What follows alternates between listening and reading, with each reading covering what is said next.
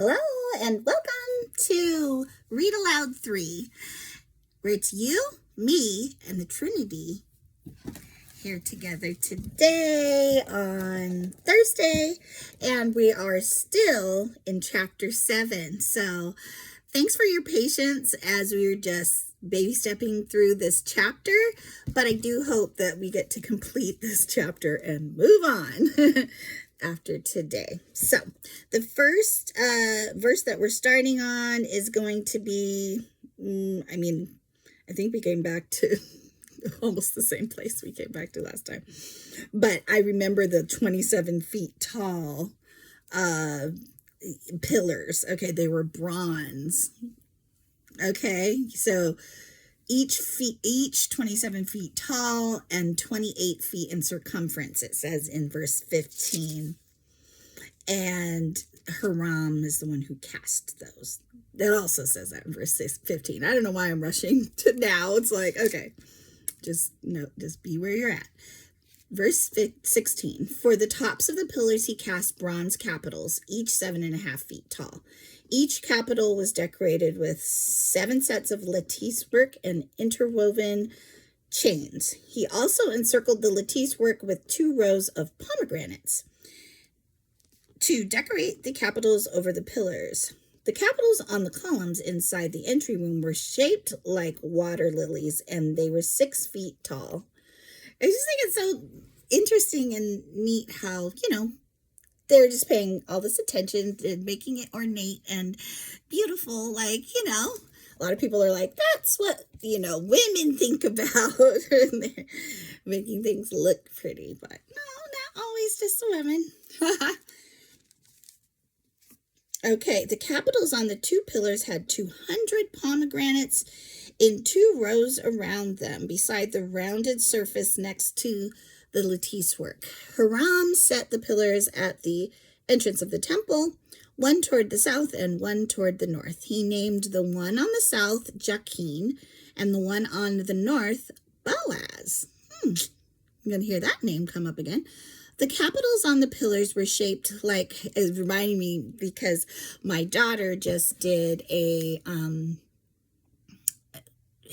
her YouTube channel, which is called Fine for Jesus, if you'd like to visit. And she's doing these episodes called Little Big Bible Studies.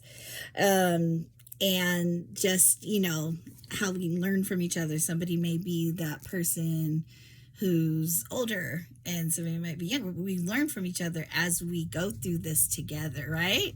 No matter, and I know the older women are supposed to teach younger women. I know that biblically, but I know as an older woman that I learn from the younger generation when I take time and do things together with them. So, just a little tidbit, but she was doing a study on the book of Ruth, and that's why Boaz was like right at the tip of my brain. Okay, the capitals on the pillars were shaped like water lilies, and so the work on the pillars were finished. Verse 23, then Hiram cast a great round basin, 15 feet across from rim to rim, called the sea. It was 7.5 feet deep and about 45 feet in circumference. It was encircled just below its rim by 2 rows of decorative gourds. There were about 6 gourds per foot all the way around, and they were cast as part of the basin. The sea was placed on a base of 12 bronze oxen, all facing outward. 3 faced north, 3 faced west, 3 faced south, and 3 faced east. And the sea rested on them. The walls of the sea were about 3 inches thick, and its rim flared out like a cup and resembled a water lily blossom. It could hold about 11,000 gallons of water. Hiram also made 10 bronze water carts, each 6 feet long, 6 feet wide, and 4.5 feet tall. They were constructed with side panels braced with crossbars. Both the panels and the crossbars were decorated with carved lions, oxen, and cherubim. Above and below the lions and oxen were wreathed decorations. Each of these carts had 4 bronze wheels and bronze axles. There were supporting posts for the bronze basins at the corners of the carts. These supports were decorated on each side with carvings of wreaths. The top of each cart had a rounded frame for the basin. It projected 1.5 feet above the cart's top like a round pedestal, and its opening was 2.25 feet across. It was decorated on the outside with carvings of wreaths. The panels of the carts were square, not round. Under the panels were 4 wheels that were connected to axles that had been cast as one unit with the cart. The wheels were 2.25 feet in diameter and were similar to chariot wheels. The axles, spokes, rims, and hubs were all cast from molten bronze. There were handles at each of the 4 corners of the carts, and these 2 were cast as one unit with the cart. It was like, this is no Tinker Toy put together like Legos, okay? Around the top of each cart was a rim 9 inches wide. The corner supports the side panels and side panels were cast as one unit with a cart. Carvings of cherubim, lions, and palm trees. This is a really long chapter. Decorated the panels and corner supports wherever there was room, and there were wreaths all around. Well, it's going to be a longer video today because it's going to be, I think, the whole next part of the chapter. Every other video is like 2 minutes, few verses. Okay, and there were wreaths all around. All 10 water carts were the same size and were made alike, for each was cast from the same mold. Hiram also made 10 smaller bronze basins, one for each cart. Each basin was 6 feet across and could hold 220 gallons of water. He set 5 water carts on the south side of the temple and 5 on the north side. The great bronze basin, called the sea, was placed near the southeast corner of the temple. He also made the necessary wash basins, shovels, and bowls. So at last Hiram completed everything King Solomon had assigned him to make for the temple of the Lord.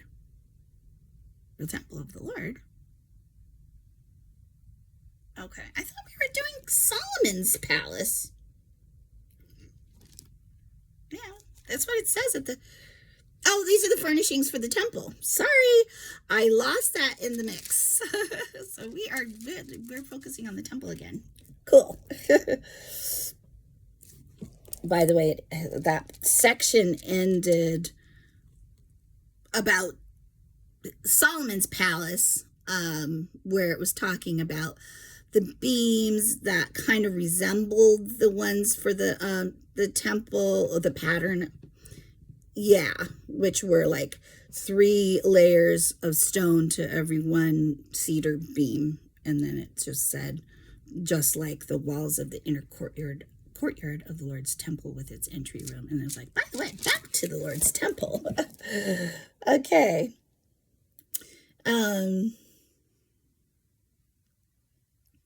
Sorry. Okay, the great bronze basin called the sea. Okay, so he also made the necessary... He did all that, and now he had completed everything he had been assigned to make for the temple of the Lord. Now we're on verse 41. The 2 pillars, the 2 bowl-shaped capitals on top of the pillars, the 2 networks of interwoven chains that decorated the capitals, the 400 pomegranates that hung from the chains on the capitals, 2 rows of pomegranates. I think this is a little overview. For each of the chain networks that decorated the capitals on top of the pillars, the 10 water carts holding the 10 basins, the sea and the 12 oxen under it, the ash buckets, the shovels, and the bowls. Get the picture? Hiram made all these things of burnished bronze for the temple of the Lord, just as King Solomon had directed. The king had them cast in clay molds in the Jordan Valley between Succoth and Zarethan. Solomon did not weigh all these things because there were so many. The weight of the bronze could not be measured. Solomon also made all the furnishings of the temple of the Lord.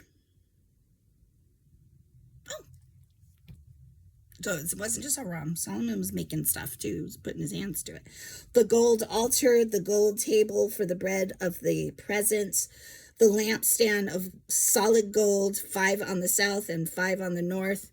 In front of the most holy place, the flower decorations, lamps, and tongs, all of, you guessed it, gold. The small bowls, lamp snuffers, bowls, dishes, and incense burners, all of solid gold. The doors of the entrances of the most holy place and the main room of the temple with their fronts overlaid with gold. So King Solomon finished all his work on the temple of the Lord. Then he brought all the gifts his father David had dedicated, the silver, the gold, and the various articles, and he stored them in the treasuries of the Lord's temple. Done. That sounds quite done and well done, right? So I think that's really awesome. I mean, I think that's a good place to use the word awesome. It sounds very awesome, doesn't it? And I like that, I mean, it's the Bible, but I'm saying, I think it's neat that they brought out all the details for us to imagine all the work that was put into that and how valued it was, and is, right? I mean, something that's being dedicated to God is highly valuable, and it takes time, and it takes focused attention to detail, and so don't get weary out there, okay? Don't get weary along with me as we're trying to dedicate things to God in our lives, the things that he's given us the raw materials for, so to speak, right? He's given us gifts, each one, and they just need to be, stirred up and honed and put into practice and sometimes discovered. I mean, I think that sometimes is the hardest and longest part of the journey for some of us. So don't be discouraged, because it is worth it. God is honored when we put our best effort into it, no matter how long it takes. Okay, so let's keep at it, and I will see you tomorrow for chapter 8. Have a great Thursday evening.